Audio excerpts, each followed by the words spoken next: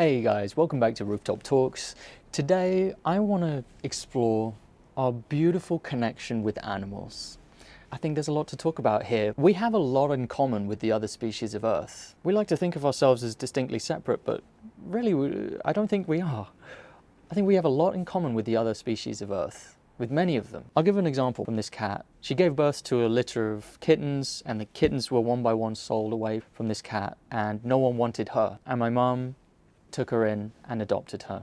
And she's a very curious cat.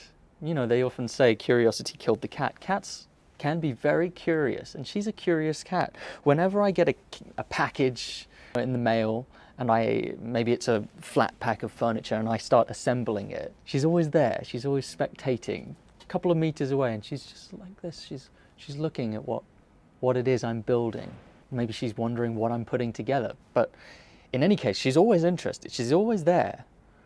Even if the only way you knew my cat was like a coordinate on a map, like a top-down map, and you could just see my cat's footsteps. After a little bit of watching of my mum's cat, you would get a feel for her personality. You would start to see that she's quite an adventurer. She takes an interest in the world around her, just like us. She explores. And maybe the curiosity doesn't run that deep, but it's there. And many animals are like this. Cats are just one of many creatures who display this kind of behavior. And yeah, it might sound like I'm pointing out the obvious here, but I don't think we acknowledge our similarities enough. And it goes the other way as well. So we, as humans, are quite animalistic in many regards. If you've ever walked past a billboard with a hot lady on it or a hot guy, and you've looked at that billboard a little bit longer than you needed to look at that billboard, that's the animal in you. That's the animal part of your brain. It's just there. It's just sitting below the surface. And we needn't pretend like it's not there. These animal experiences are very core to the human experiences. You're lying down on your deathbed and you're thinking of the time that you first made love to your sweetheart. That was an animalistic experience, right? You take that part out of our lives and you have something that's very cold and barren. Humans are animals. Humans are animals. Animals are wonderful, beautiful beings, not just on the exterior, but internally. They're beautiful. I've heard it said as well, and it's now the way I think. A little creature out there, a little animal, that's like a little person in there. Very simple person, maybe, compared to us, but it's a little person. You know, you see a squirrel out in the field, you see that squirrel foraging for nuts and acorns and things and stowing them away. That's like a little person. And that person may not care if you're there or not, but just like a person, that little guy, pigeon just landed on the roof, that's a little guy there. There's a little person right there. That person could be good to me, could be bad to me, could fly over my head and poop on my head and turn around and laugh. I'm not trying to anthropomorphize the pigeon, but each person has the capacity to be good or bad. Animals can be bad, animals can be good. What's more important than the capacity for good or bad is that there is someone in there, behind those eyes, having an experience. The pigeons are, you probably hear them. Can you hear them? There's a little guy right there. Do you see him? Don't know if you can see the pigeon behind me. Little person experiencing the world. I'm not saying they're people like humans. I'm saying they have personhood, right? That's what I mean by that. Just so we're clear. People who are subscribed to me, you know what this channel is about. I got to make it about the animals that we don't see, that we don't acknowledge, at least not in popular culture. Every animal sent to slaughter is a little person. It's a little individual, just like the cats and dogs you may have come across in your life. The cats and dogs, they're the lucky ones. The farm animals sent to slaughter, they're confused, they're scared, they're uncomfortable, sometimes they're starved, sometimes they're force-fed. They're the unlucky ones. And there's millions of them that get pushed and shoved and electrocuted and prodded into the guillotines, into the gas chambers every year at our hands. At our hands.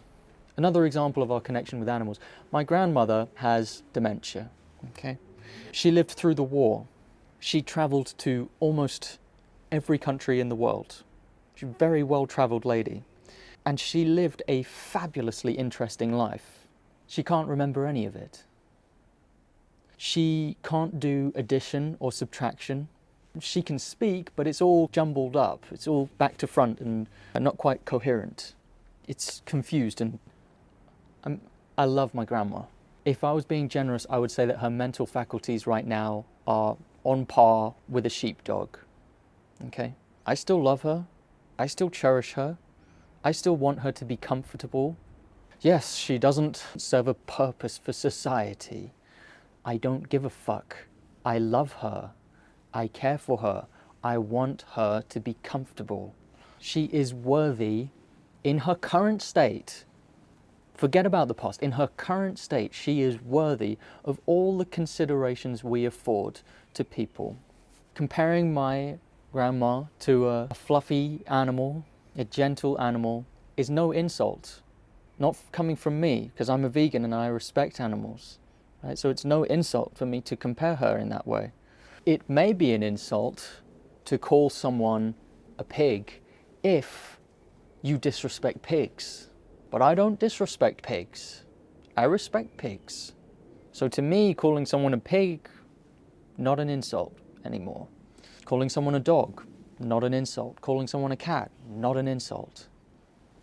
In fact, the reason why people love the company of dogs, I think, is because they fully embody many of the traits that we as humans aspire to have. They embody the best of human traits: trust, loyalty, bravery, the capacity to experience pure joy, and a carefree present-mindedness. In their personalities, dogs and pigs are so similar. They're ridiculously similar. Aside from some slight genetic variations, when you're eating pork, when you're eating bacon, you're basically eating a dog. You are basically eating a dog. I'm sorry. I'm sorry that's hard for you to wrap your head around. And I also admire cats, and many people admire cats for their personality traits, you know, self-sufficiency, their curiosity, and their elegant and dignified manner. Cats carry themselves in a very dignified way much of the time. Cats are cool. They're cool. That's something that I admire. And that's not on the outside, that's internally to them. And what kind of positive traits would we find if we went seeking them in the animals that we had previously turned our backs on? Chickens, cows, donkeys, horses, rodents, right? Traits like these are abundant within the animal kingdom. We just don't see them a lot of the time. They're abundant within the animals that we're in the habit of exploiting. Of course, traits vary between species and the individuals within those species.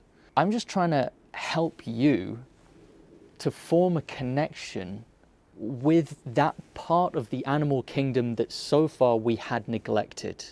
Neglect is putting it lightly. We had abused that section of the animal kingdom. If we were born of the earth, they are our brothers and sisters. We have a kinship with animals. And it's my hope that we reconnect with that kinship with animals. Okay, that's my talk for today. Hope you enjoyed it. See you in the next video. Goodbye.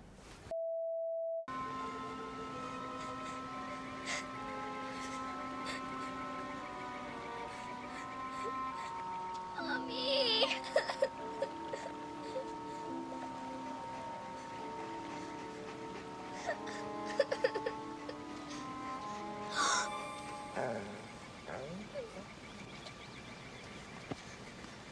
No, don't be afraid.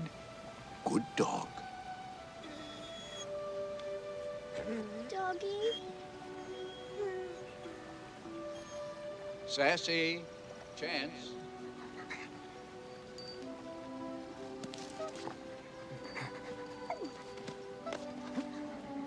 It's okay.